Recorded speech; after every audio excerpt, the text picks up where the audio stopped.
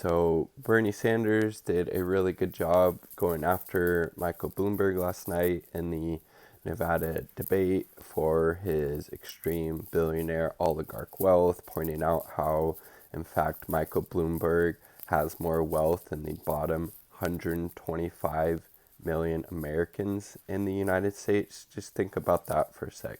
With close to 30-40% of the population, this one individual, this billionaire, just creep, racist, sexist oligarch Michael Bloomberg has more wealth than the bottom, basically 30 to 40% of the U.S. population. And Bloomberg's response is, well, I've worked really hard for it, and I deserve it.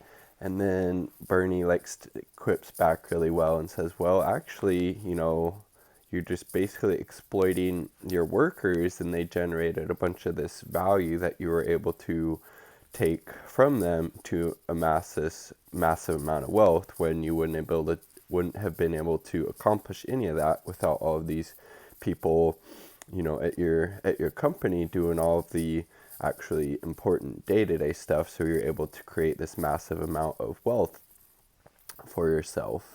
And so, Bloomberg obviously just reeks of extreme entitlement, thinking he worked hard enough to deserve a net worth of like $64 billion or just some insane number, when it's like, no, actually, oftentimes the hardest working people in our society are often, let's say single moms or single parents having to work 2 to 3 jobs just to survive and keep a roof over their families' houses, not, people like Michael Bloomberg, who, what did he created? This, computer to help regulate financial markets. Like, okay, let's pat yourself on the back, I guess, but I don't think you deserve to have more wealth than the bottom 125 million Americans. And Bernie points out that you can't really have that obscene amount of wealth without also an obscene amount of inequality that exists in the United States. How we have 500,000 homeless people, how we have, it's like 45 million people just shackled with student loan debt. There's about 87 million people in the United States who either have no insurance or underinsured. 60% of the US population can't afford a $700 emergency expense. But yet, it's also, people like to point out, especially like Donald Trump, well, the stock market's doing so well. Yeah, if you own stocks, then that's beneficial. But the top 1% own 50% of the, stocks and bonds and these kind of financial trading instruments in the United States. So yeah, when that's doing really good, that wealth just continues to concentrate at the top, because most people don't own stocks and bonds and aren't invested in the stock market. So yeah, if that's doing good, then the 1% is doing good, but it doesn't really, have a correlation to how the average everyday person in the United States is doing. And then also this phenomenon applies globally. It's like 80 billionaires in just around the world have as much wealth as the bottom 50% of the global population. So 80 people have more than like basically 3.5 billion people. That is just nuts. And it's also very important to differentiate the power and just the sheer magnitude of what $1 billion represents. And let's not forget, Michael Bloomberg has a net worth of around 64 billion, something like that. So 1 million seconds is 11 days. How long do you think 1 billion seconds would be? 31 years. So, and then Bloomberg tried to throw shade at Bernie Sanders by saying, well, you're a socialist and you have 3 houses. And then Bernie's like, well, I actually have to have one in Washington because I'm part of the U.S. Senate. I work there. I have a home in Vermont. And as, lucky enough, along with some other people in Vermont, to have a summer cottage or cabin, which I guess they came into that property because Jane Sanders, Bernie Sanders' wife and partner, somebody in her family passed away, and I believe they inherited that. Even if not, Bernie Sanders has one of the lowest net worths of anybody in the Senate, and tried to conflate his wealth that he generated from writing a best-selling book. People wanted to read it. People are interested in Bernie Sanders. People generally like him. He has a high favorability rating.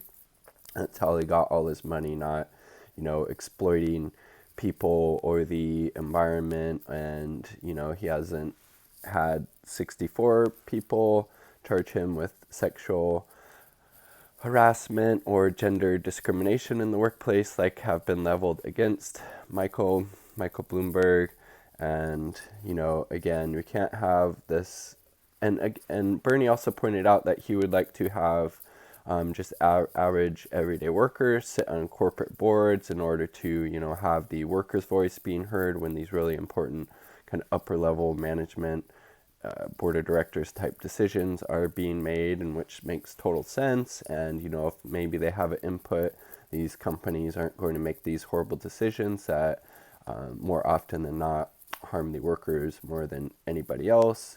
And Michael Bloomberg is like, well, we can't do that. That's the stupidest idea I ever heard. And Donald Trump will defeat that candidate handily. It's like, again, Bernie Sanders, poll after poll currently, he's the only candidate who's beating Donald Trump. All the other ones are losing to them. He also has the highest chance of winning the nomination. And in my view, if the DNC, through the superdelegates, the second round of voting, if it becomes what they call a brokered convention, and they throw their weight around a candidate who didn't get the most support, it's going to be the end of the Democratic Party as we know it, and will guarantee Trump a second term. But pretty interesting back and forth between Bernie and Bloomberg, and pretty much everybody throughout the night was just piling on Michael Bloomberg. He's such an easy target. It didn't really seem like he prepared very well for the type of attacks that would be coming at him. And, when he tried to counterattack or launch attack himself against these other candidates, it just did not stick. But one thing I guess they didn't bring up, and I heard Kyle Kulinski point this out in one of his debate breakdown segments, was that none of the candidates pointed out how Michael Bloomberg bought his way onto the debate stage by, giving the DNC and then this grassroots kind of arm of the DNC, it's like up to $1 million, and if you combine both of them, so that wasn't brought up. And then the DNC changed the rules for the individual donor threshold to get on the debate stage. That definitely should have been brought up, and I'm kind of surprised that Bernie Sanders didn't do that, because he has kind of the most room to stand on with that regards, because again, all of the other candidates in that debate said they were okay with the superdelegates overturning the will of the voter. So again, Bernie's the only choice if we're really concerned about bettering the conditions for the working people in the United States. So not me, us. Peace. Much love.